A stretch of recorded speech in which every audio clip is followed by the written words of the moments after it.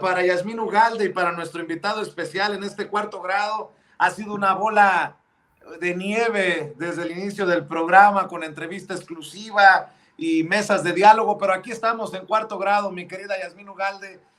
Yasmín Ugalde es miembro del Instituto Nacional de Formación Política de Morena, y hay que hacer un balance de esta movilización de la oposición, lo que significa para los esfuerzos de Morena, los retos, los riesgos, si es que acaso. Mi querida Yasmín, ¿cómo estás? Buenas noches. Hola Vicente, ¿cómo estás? Buenas noches a ti y a tu auditorio. Como sabes, siempre aquí estamos muy pendientes. Ahora sí que cuando nos dan entrada, con todo gusto. Y el día de hoy con un súper invitado. La realidad es que nos la vamos a pasar muy bien, vas a ver. Claro que sí, pues déjame saludar al querido Pedro Miguel, a quien tenía ya rato que no veía, no saludaba, también ocupadísimo Pedro, como ocupadísimos andamos en Sin Censura tratando de darle cobertura a los temas relevantes, que muchas veces no son tan relevantes para la prensa tradicional corporativa. Querido Pedro, ¿cómo estás? Te mando un abrazo. Querido Vicente, qué gusto estar contigo. Bueno, no me ves porque no quieres, mano, porque aquí la casa siempre está abierta para ti. Es que ya me invitas a desayunar. Siempre estás invitado, todos los días puedes venir a desayunar. Yo le varío el menú, mano, para que no te aburras. Imagínate cuántas tazas de café, si así, sin marcha de la oposición, nos hemos tomado, no sé, 10 tazas de café.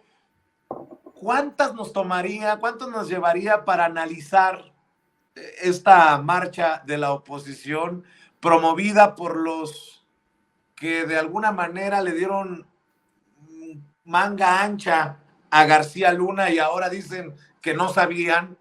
Esos que también callaron como compañeros de gabinete, entre ellos Krill, que anda muy gallito ahora contra el presidente. En fin, Pedro, ¿cómo has visto esta marcha de disque defender al INE, que tomó el Zócalo, y por una ocasión que llenan el Zócalo, ya quieren borrar todas las ocasiones que desde la izquierda el Zócalo ha sido la trinchera? ¿Cómo entiendes? ¿Cómo ves esta manifestación? A ver, ¿hubo marcha de la oposición? Yo estoy muy desinformado, mano, no me enteré. No, es decir, yo sabía que hubo una producción para tomar una foto con el Zócalo lleno de gente pintada de rosa, pero no sabía que había sido una marcha opositora.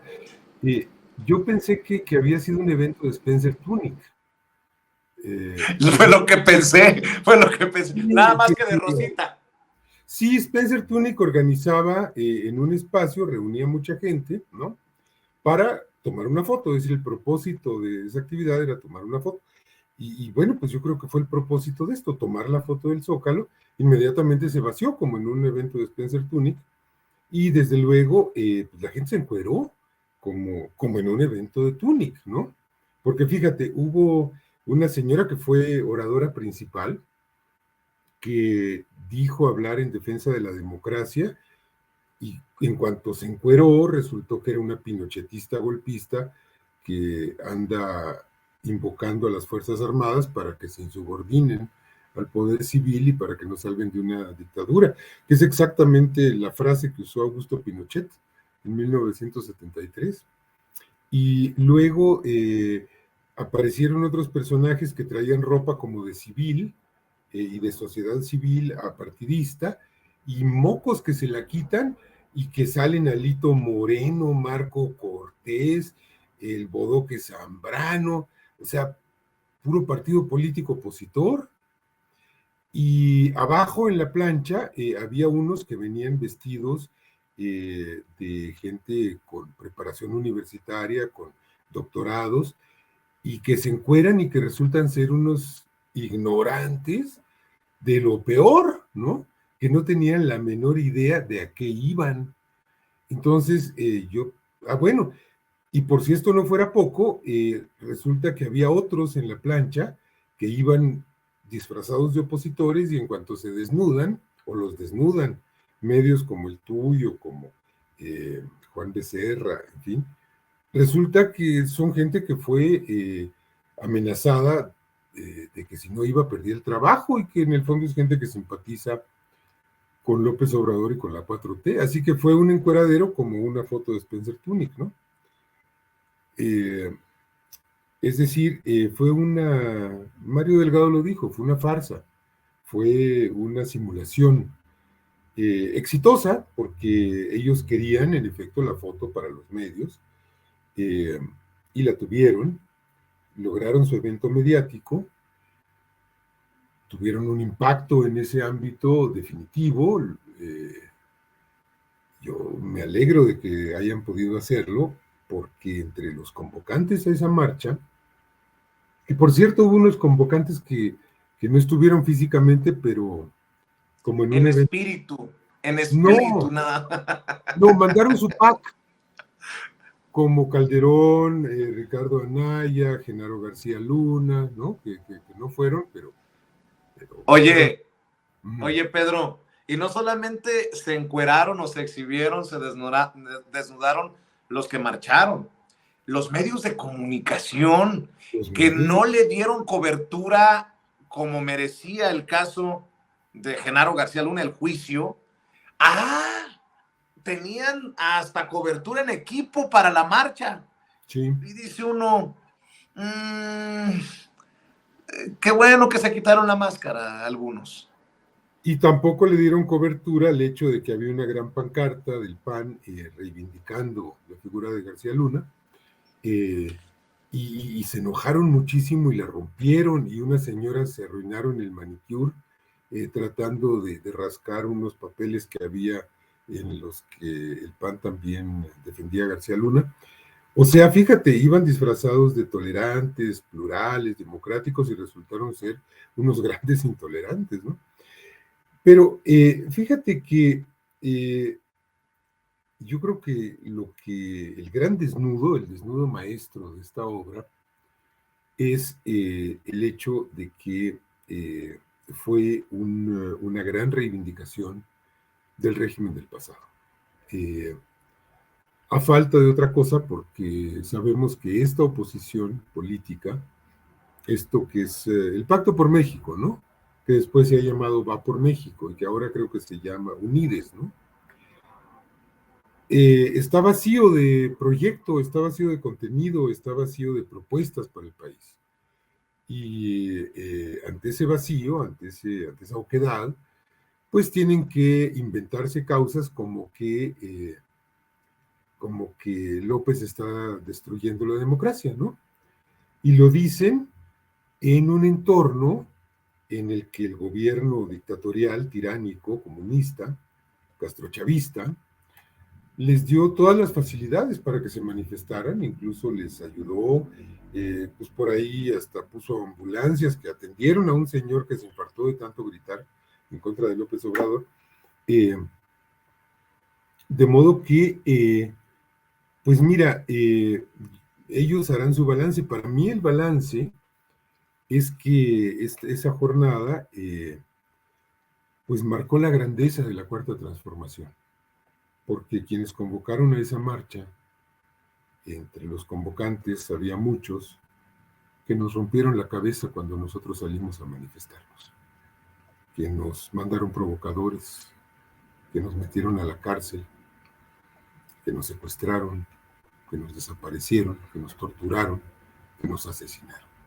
Ahí estaba Vicente Fox, que es uno de los chacales de Atenco, de San Salvador Atenco.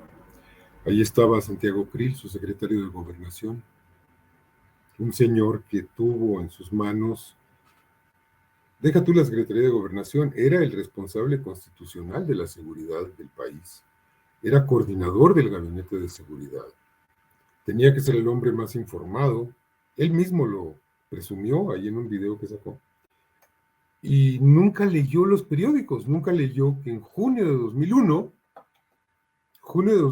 6 meses llevaba Fox en la presidencia, hay una primera denuncia en contra de García Luna que la interpone, ¿sabes quién? Alejandro Gertz Manero, que era secretario de Seguridad Pública. Y en octubre de 2001, cuando Fox no había cumplido un año en la presidencia, la entonces Secodam la Secretaría de la Contraloría, que después se vuelve Secretaría de la Función Pública, interpone una denuncia contra García Luna. Esto lo publica, La Jornada lo publica en junio, lo de Gertz, el Universal lo publica en octubre de 2001. Pero ya ves que Vicente Fox decía que él no quería amargarse la vida leyendo periódicos, y yo creo que su secretario de Gobernación pues, le siguió el ritmo y dijo, no, yo tampoco leo periódicos, y siendo el hombre más informado del país, no se enteró de que el jefe de la Agencia Federal de Investigación era un delincuente. Protegido, solapado, encubierto por Rafael Macedo de la Concha, que era Procurador General de la República. Y después por los que le siguieron, creo que estuvo un Cabeza de Vaca, no sé si tenga algún parentesco con este otro García Cabeza de Vaca, al que ahora la Suprema Corte de Justicia está protegiendo, ¿no? Porque pues, están protegiendo a Cabeza de Vaca, están desbloqueándole los fondos a García Luna, están desbloqueándole los fondos a Cárdenas Palomino, un criminal con un historial también fenomenal, homicida, ratero, etc. Están poniendo en libertad a Rosario Robles, que es la operadora de un robo particularmente infame, porque es el robo del dinero que se iba a usar para paliar el hambre de la gente. Están a punto de liberar a Juan Collado, que era el abogado defensor de todos estos mafiosos, ¿no? Le conceden a Ovidio un amparo contra la extradición, fíjate nada más, ¿no? Pinche Suprema Narcorte, digo yo. Y pues estaba ahí entre los convocantes uno que estuvo en ese poder judicial reconfigurado por el neoliberalismo para defender las raterías, que es el ex ministro Cosío, ¿no? Juan Ramón, ¿se llama Cosío? ¿No? ¿Cómo se llama? José Ramón, ¿no? José Ramón, sí. Fíjate nada más lo que estaba ahí representado, ¿no? El PRI, que bueno, pues el PRI, pues del 68 a Iguala, pues es el PRI, ¿no? Más criminal a partir de Salinas que nunca, ¿no? Porque pues el PRI de Salinas es el que asesina a cientos de perredistas, llega a Cedillo a perpetrar masacres campesinas como la de Acteal, la de Aguas Blancas, la del Charco, la de la Libertad. Y después llega un gobierno del cambio que es tremendamente represor, como el de Fox, que asesina gente en Lázaro Cárdenas, Las Truchas, obreros en huelga, son asesinados por la Policía Federal de Fox. Después viene el episodio de Atenco, con 2 personas asesinadas por la policía, decenas de mujeres violadas por consigna. Luego viene la represión en Oaxaca, y había representantes destacados del Calderonato, que bueno, pues el Calderonato fue un genocidio, ¿no? Entonces, pues eso fueron a defender, ¿no? Y sí, consiguieron su impacto mediático. Yo dudo mucho que esta suprema demostración de toda su fuerza, se la jugaron a fondo, ¿eh? Y sobre todo se jugaron el dinero, porque eso costó mucho dinero. Dudo mucho que vaya a incidir en los sondeos electorales, pero sí tiene un efecto político por otro lado, y el efecto político sale a relucir cuando los grandes medios oligárquicos, el Financial Times, por ejemplo, los periódicos gringos, etcétera, empiezan a hablar de que López está destruyendo la democracia en México. Y les hace segunda nada menos que el secretario de Estado Blinken, ¿no? Que sale a decir una cosa espectacular, sale a decir que un órgano electoral como el INE es indispensable para la democracia en el país. Bueno, pero Blinken está pendejo. Si en Estados Unidos eso no existe, o existe, desmiénteme tú que has vivido allá. No. ¿Electoral? Pues claro que no, ¿no? Ahora, tal vez tenga razón y eso explique por qué Estados Unidos es tan antidemocrático.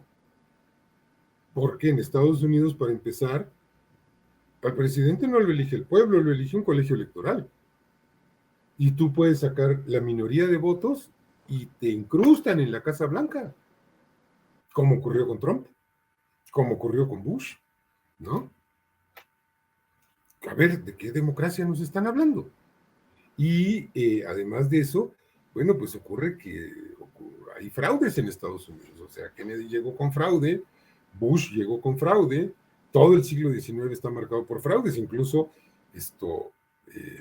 pues entre Smith y todos estos, los padres de la patria, se hacen fraudes, y luego hay procedimientos tan democráticos, fíjate tú, que cuando sale electo Abraham Lincoln, los opositores se insurreccionan y arman una guerra civil, porque les parece intolerable que un presidente que esté en contra de la esclavitud pueda llegar a la Casa Blanca.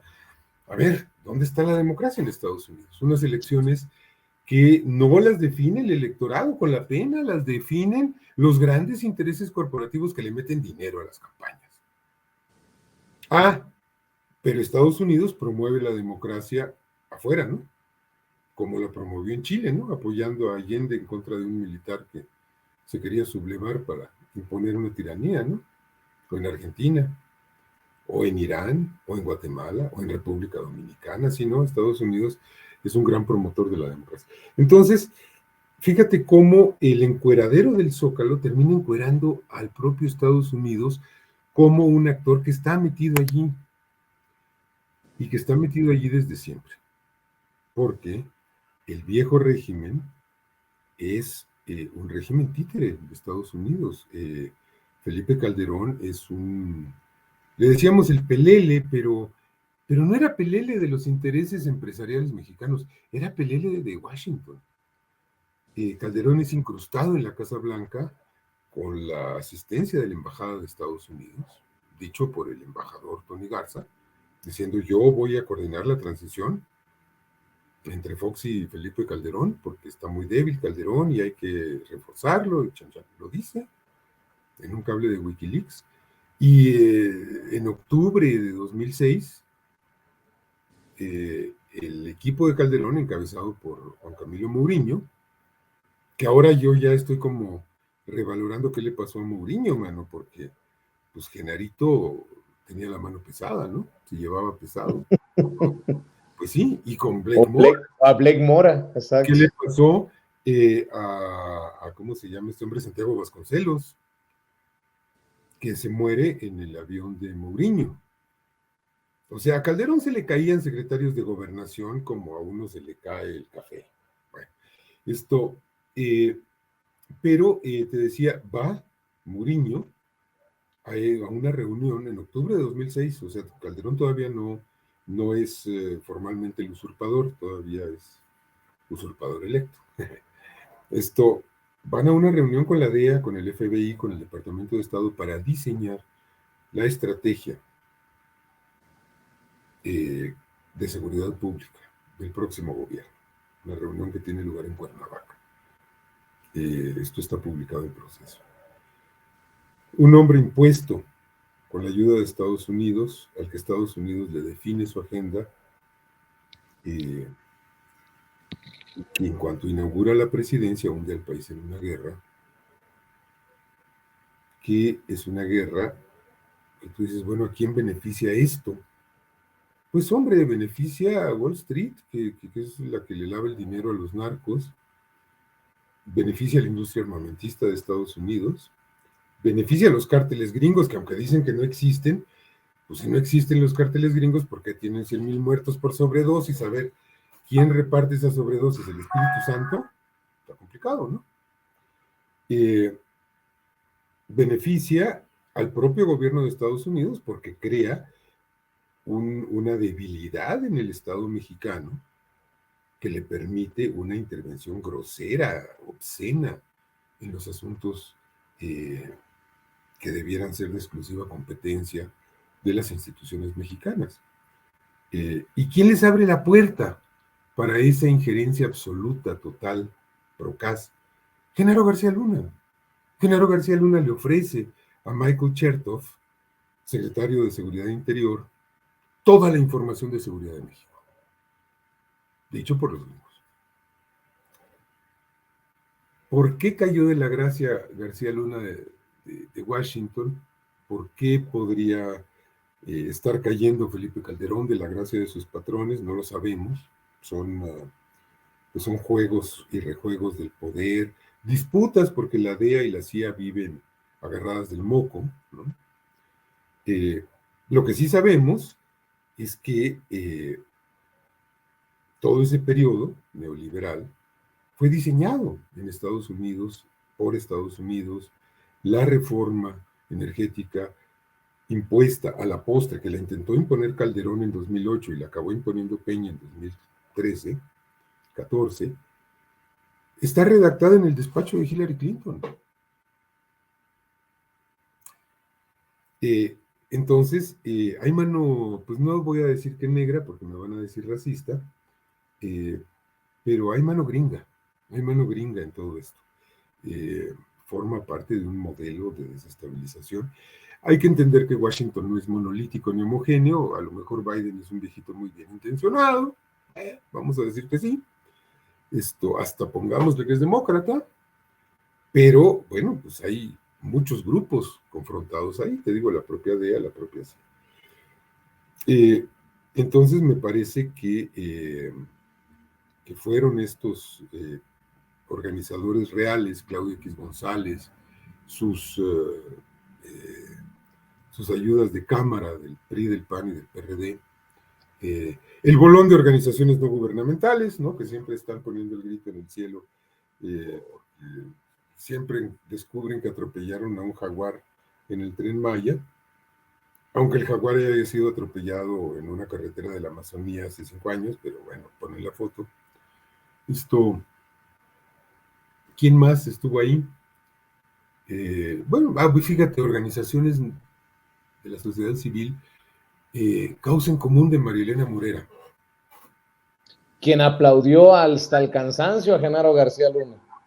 Deja tú que lo aplaudió con factura. Genaro García Luna le entrega 4 millones de pesos al membrete que gerenteaba por entonces esta señora que se llamaba México Unido contra la Delincuencia. 4 melones, compa, de los del Calderonato, que pues eran una lana, ¿no? Le da trabajo al hijo. No sé si estuvo ahí otro pájaro de cuenta, la señora Isabel Miranda de Wallace. Seguramente, ahí estaba, o también estaba en espíritu, ¿no? Que es una mujer que pues entraba a torturar a los detenidos con el permiso de García Luna, ¿no? Y que fue promovida como candidata a la jefatura de gobierno de la Ciudad de México por García Luna, candidata panista, ¿no?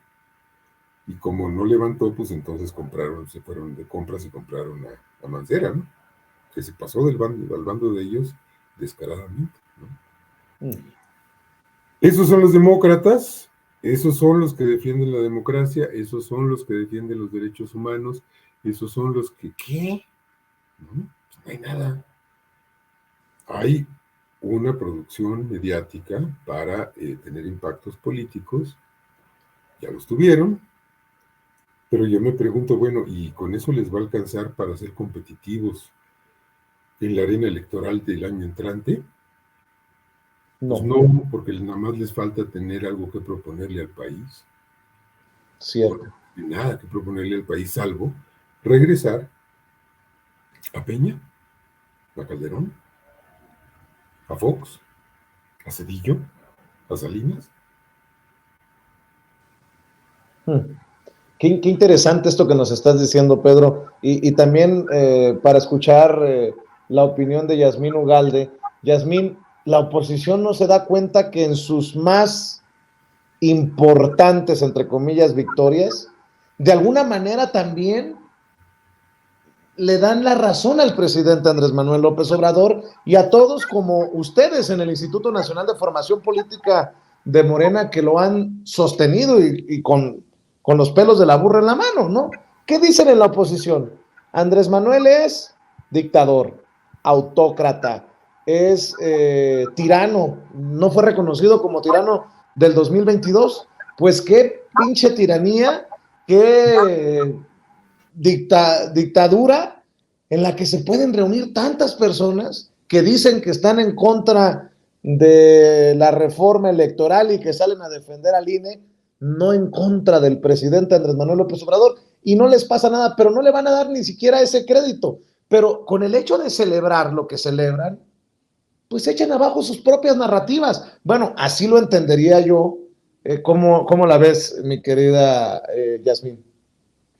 Y es que, mira, uno lo entiende mucho mejor después de escuchar a Pedro, ¿no? Bueno, a mí me da mucha luz siempre escuchar personajes como Pedro Miguel, que justamente nos permite ver como claramente qué es lo que está pasando con la oposición, ¿no? O bueno, no es lo que está pasando, ¿no? Se está deconstruyendo también, nos viene a dar la razón un poco en esto que dice Andrés Manuel, donde dice fuera máscaras, ¿no? Que es un poco esto que esta analogía que hace Pedro Miguel, donde dice, bueno, pues es que se fueron y se encueraron, llegaron de una manera, ¿no? Se presentan de una manera y realmente son de otra, pues nos permite también avanzar en términos de, bueno, pues la oposición tiene que ser otra en tiempos de transformación. Realmente, como bien dice Pedro, pues no tienen mucho que proponer porque lo que han propuesto, ¿no? O sea, lo que ha propuesto Lili Telles, lo que ha propuesto Cuadri, pues es lo único que tienen, ¿no? O sea, es lo único que visiblemente se puede ver ahí como, por decirlo así, un proyecto, si es que se le puede llamar proyecto a sus propuestas.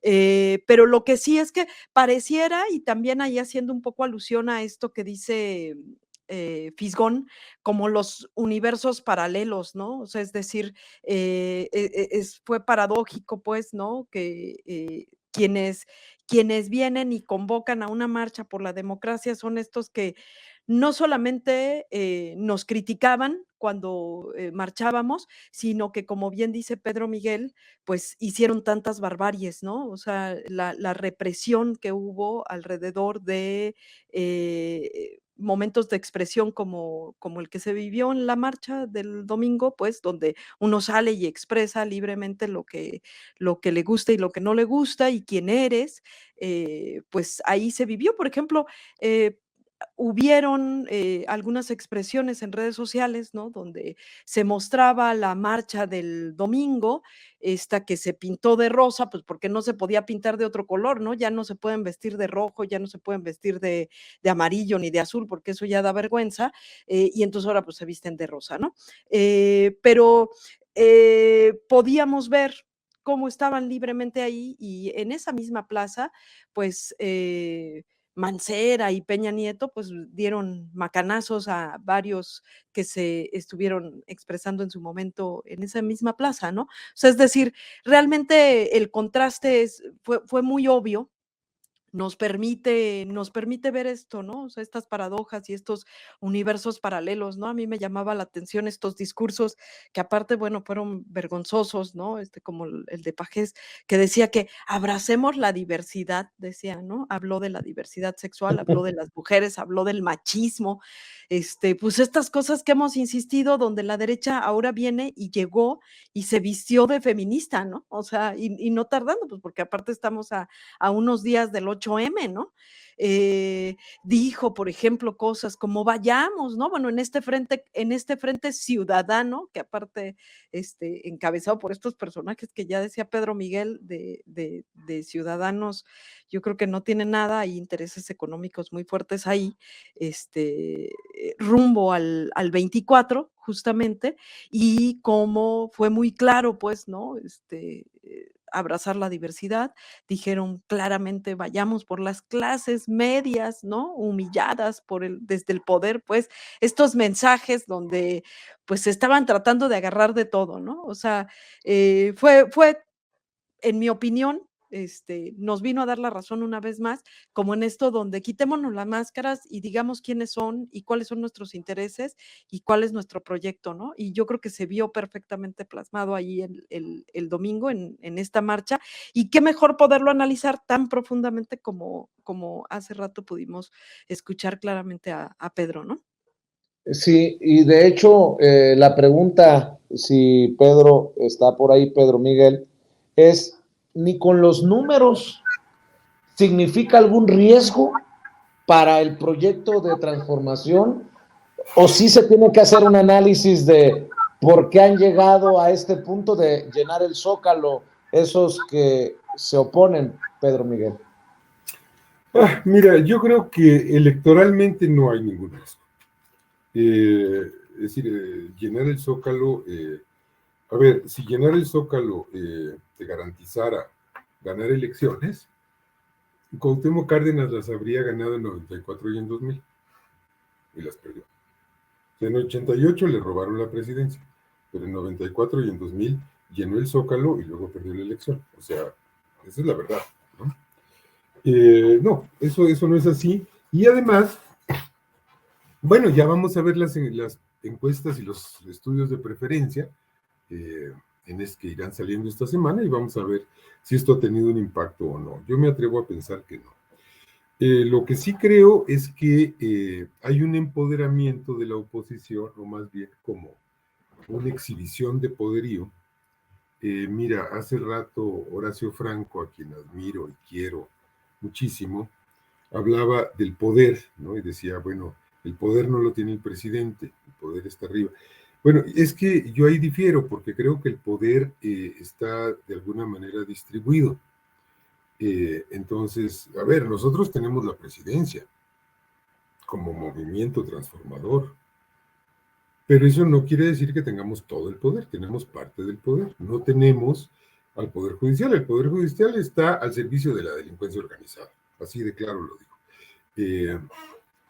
Es decir, esto que han hecho de amparar a García Cabeza de Vaca, no, es insólito, de veras, de cuidarle su dinero a Genaro, a Genarco. Bueno, pero no tenemos esas instituciones electorales, son de ellos, siempre han sido de ellas. Vicente Fox lo dijo en un tuit brutal, dijo, el INE es nuestro. Sí, claro que el INE es de ellos, siempre lo ha sido. Y ellos lo que hicieron fue exhibir músculo y congregar a mucha gente.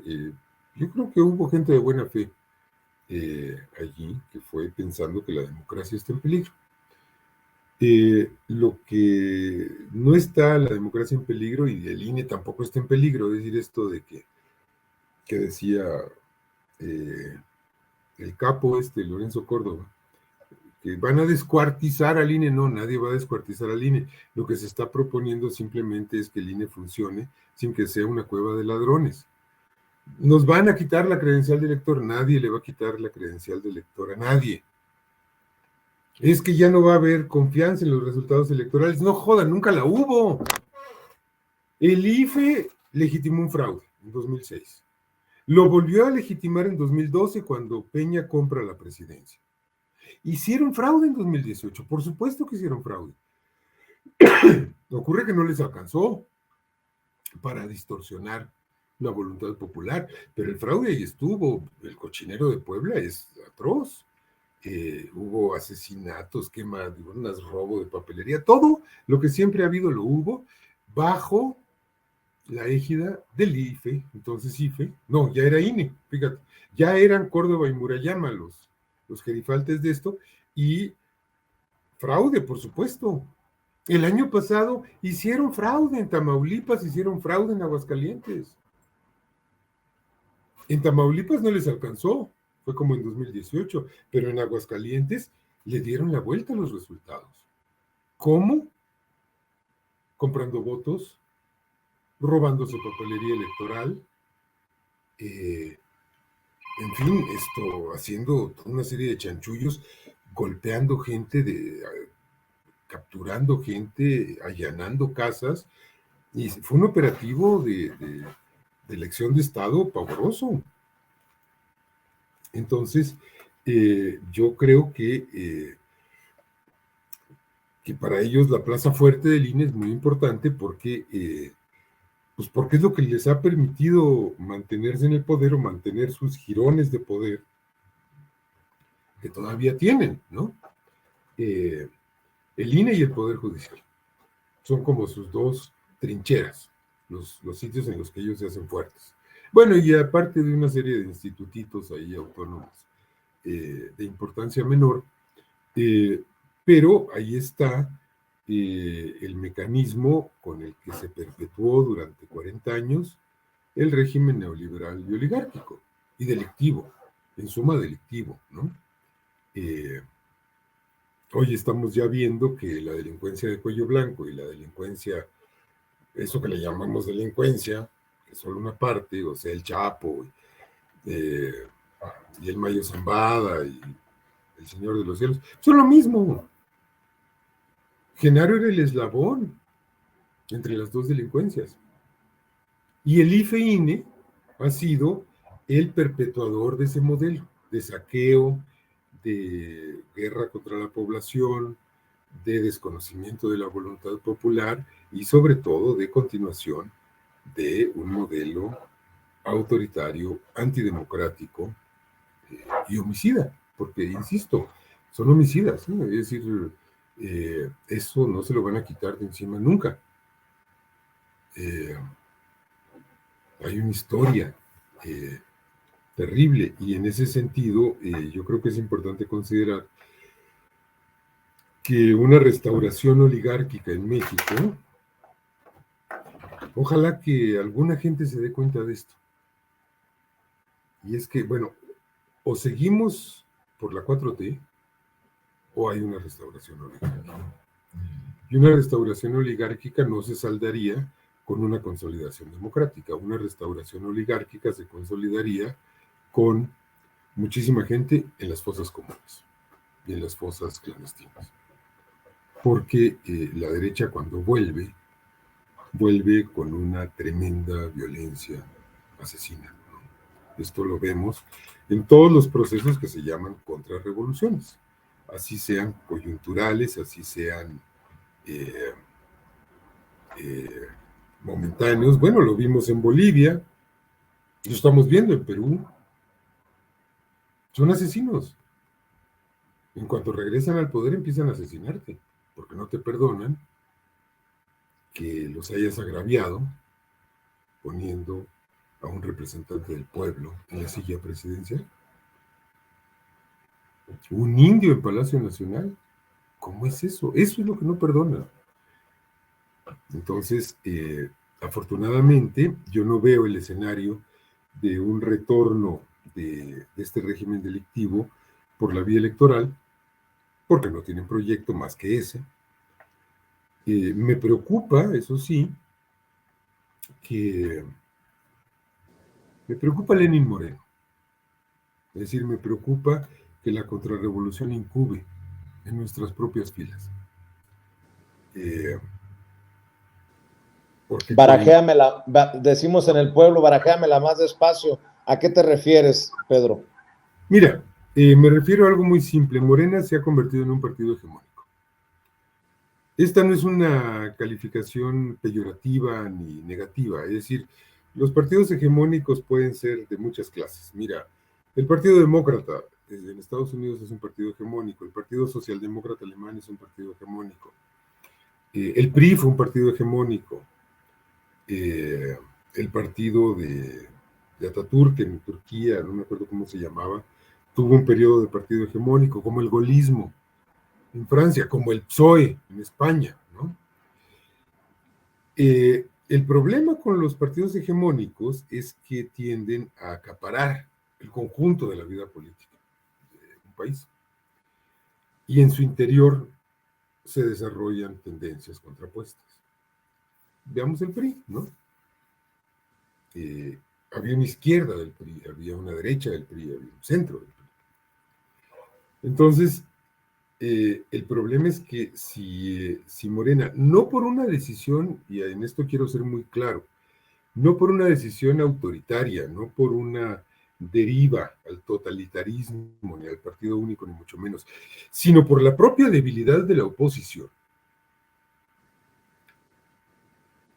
va conformándose en el único escenario en donde se puede hacer política,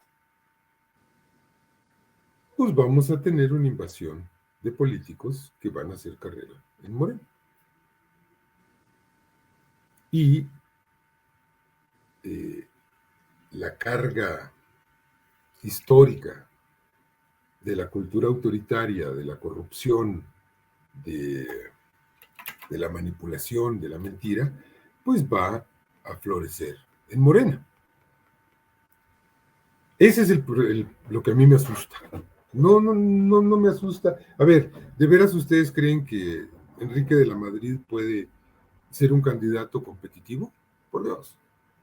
Porque Yasmín es muy injusta, no lo mencionó entre las personas que han hecho grandes propuestas. Cuadri propuso, por ejemplo, cancelar el AIFA y empezar de nuevo la construcción del aeropuerto de Texcoco, que es una cosa bien brillante. Lili Telles ha dicho cosas tan brillantes que me deslumbran y ya no me acuerdo, pero las ha dicho.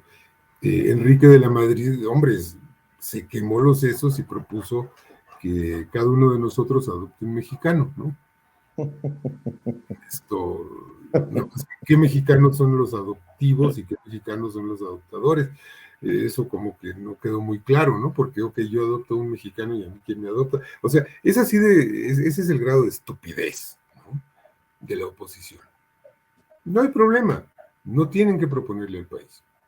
Proponerle al país preservar el INE es una tontería, porque el INE estaba preservado en la reforma electoral constitucional que ellos impidieron que pasara, y está preservado en el plan B.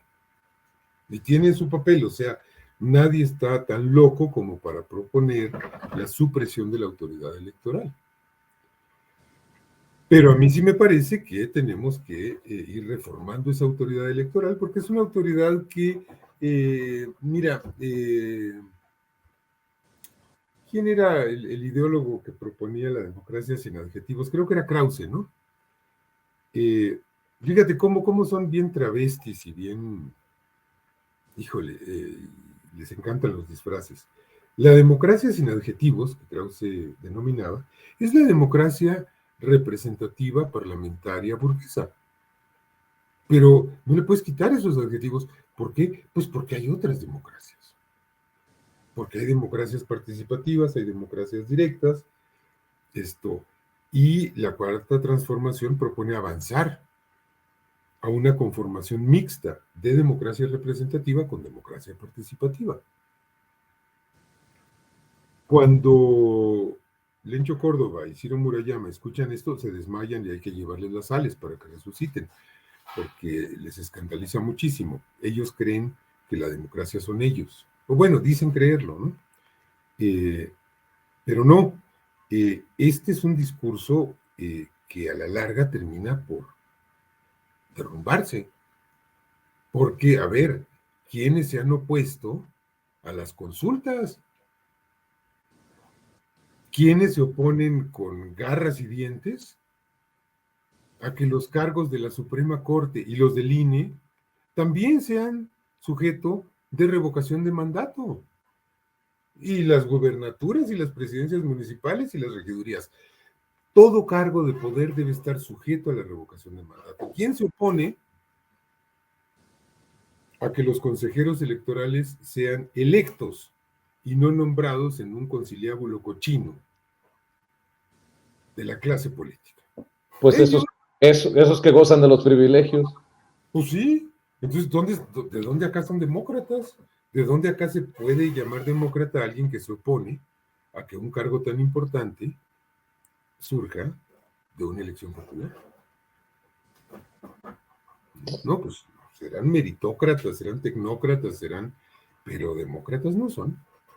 Entonces, te digo, eso se cae por su propio peso. Entonces, ante esa orfandad, y diré otra cosa, que es una vertiente importante, también hay un sector de la sociedad mexicana que no está con esta derecha regresiva, retardataria, restauradora, y que tampoco está con la 4T. Hay movimientos campesinos, hay movimientos indígenas, sindicales, organizaciones de mujeres, de la diversidad sexual, de derechos humanos, que a los que no hemos podido incorporar o no hemos podido convencer, por una razón muy simple, porque ellos no creen en la política, o en esta política, o en este régimen de partidos, en esta democracia representativa. Y tienen toda la razón, ¿eh? A su manera. Pero como no creen en eso, no están en el juego político. Esa sería una posición interesante porque ellos sí tienen un proyecto de país. La mala noticia para los oligarcas, conservadores, reaccionarios, es que ese proyecto de país es más radical que el de la 4T. Y no lo descalifico. Pero, para fortuna de los oligarcas y de los conservadores, y no digo que haya complicidad ni mucho menos, pues estos sectores no creen en la política partidista, no la ven como una vía practicable. Sus razones tendrán, no me meto a discutir si están bien o si están mal. El hecho es que una oposición interesante como esa, que podría realmente aportarle a la 4T la crítica externa seria, consistente que se necesita, está ausente. Está ausente y se expresa de muchas maneras sueltas, desarticuladas, atomizadas, pero no tiene una presencia en el Congreso, no tiene una presencia en las gubernaturas, en algunas presidencias municipales de repente. Se ha podido llegar a acuerdos en algunos casos entre Morena y estos compañeros, pero yo sí lamento mucho esa ausencia porque creo que nos serviría de mucho como un factor crítico que no hay que menospreciar. Claro. Y por consecuencia, el problema es que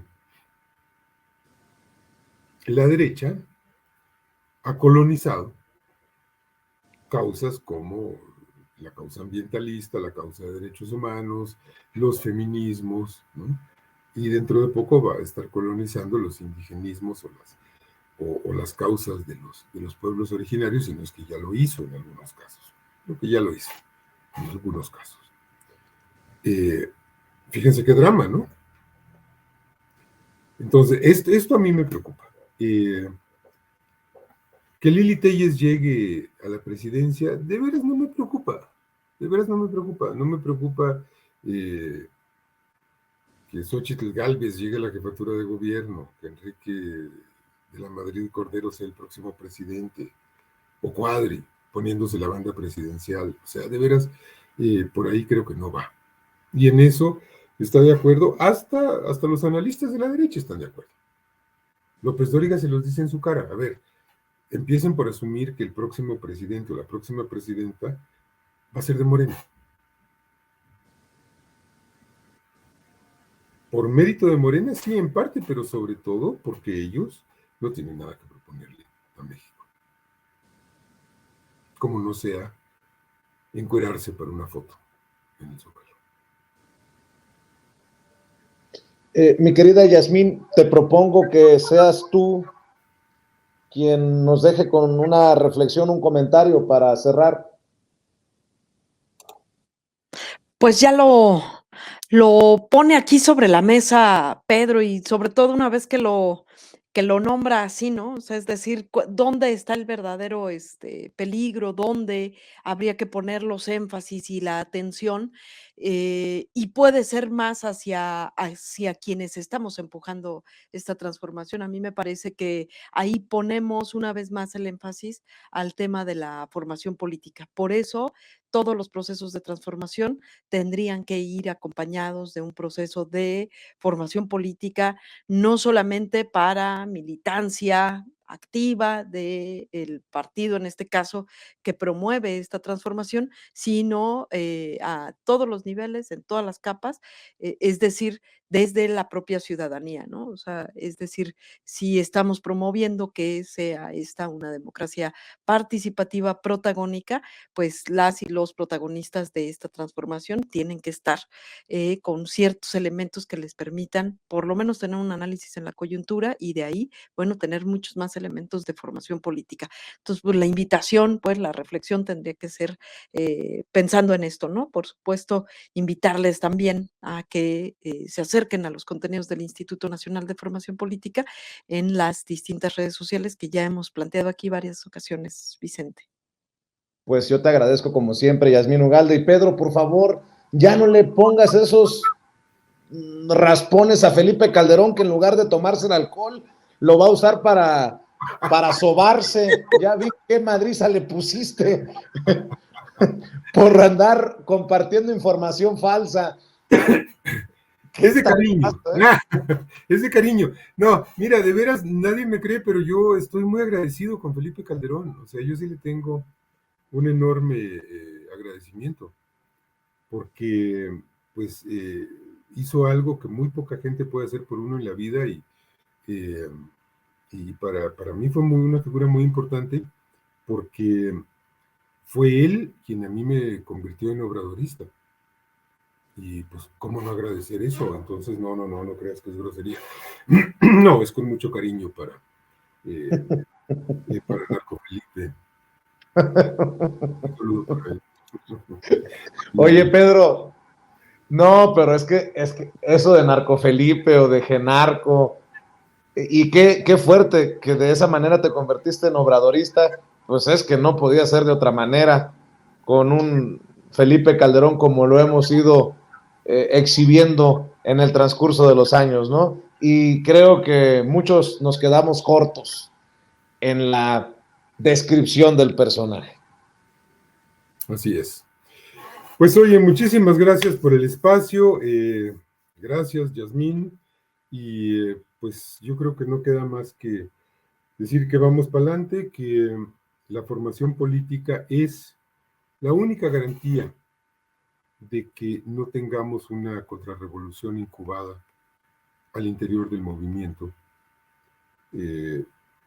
porque no vamos a proceder con sectarismos ni a decir las denuncias de este es contrarrevolucionario y este es burgués, o sea, eso no, y hay que expulsar a fulano, no, tenemos que insistir en la formación política, es de veras el único elemento que nos puede cohesionar y sobre todo proyectar a un futuro perdurable, que es lo que queremos, para poder construir el país con el que soñamos, que pues yo digo que es básicamente un país democrático en el que sea realmente efectivo el principio del artículo 39, de que la soberanía reside en el pueblo, de que el poder dimana del pueblo, y en el que cada persona en el territorio nacional tenga un lugar para nacer, un lugar para comer, un lugar para trabajar, un lugar para dormir y una tumba para descansar.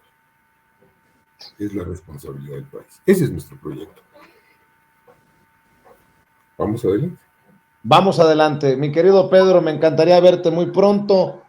Bueno, personalmente, qué bueno verte a la distancia, y por lo pronto te mando un abrazo, como también le mando un abrazo a Yasmín, y vamos para adelante, diría Pedro Miguel, en el Instituto Nacional de Formación Política de Morena. Nos vemos pronto, nos vemos aquí en Sin Censura. Gracias, Yasmín. Gracias, Pedro Miguel. Estamos muchas gracias, Yasmín, Vicente. Gracias, adiós, Pedro. Adiós. Hasta pronto. Bueno, estamos a punto de despedir esta. Amigos, amigas, regresamos en breve, pero mientras seguimos hablando sin pelos en la lengua, sin censura, usted puede suscribirse a nuestros 3 principales canales en YouTube.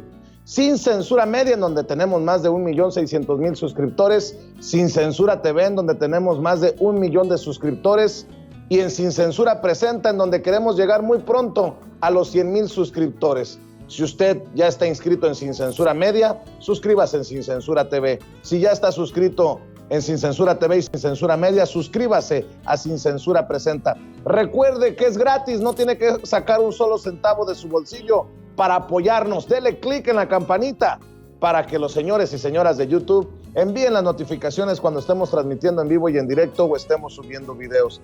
También nos puede seguir en Twitter en @Vicente Serrano y hasta en Instagram. Ojo, también estamos en Instagram. Son nuestras redes sociales y con el apoyo de ustedes seguimos creciendo, porque con ustedes todo, sin ustedes nada.